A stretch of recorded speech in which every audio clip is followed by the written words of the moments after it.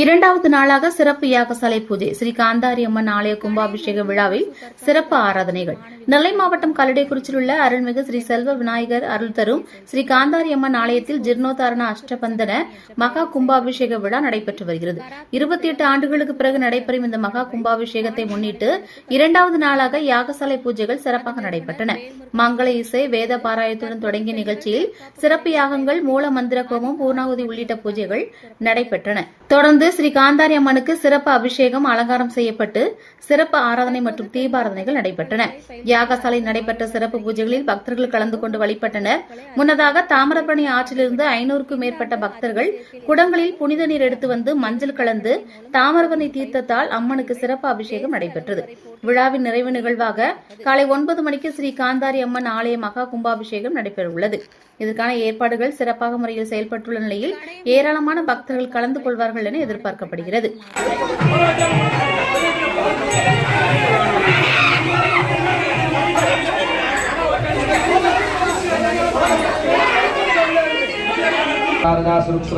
प्रदीक्षण प्रोक्षण पाठन अभ्यक्षण चतुर्भिः संस्कारैः संस्कृत्य अग्रौ प्रदाप्य काल रविससाङ्गं नालवत्सिन्मुखाग्रे सकलमनुमजाङ्गं शिक्षुर्वाक्यं भरेगम्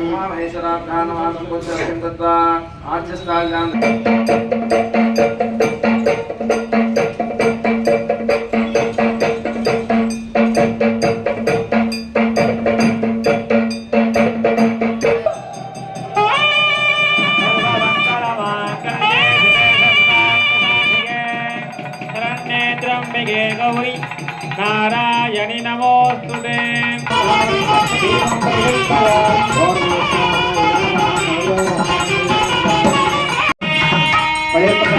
गुरुवे ब्रह्मणे स्वाहा, शिवे विष्णवे स्वाहा, रुद्राय स्वाहा।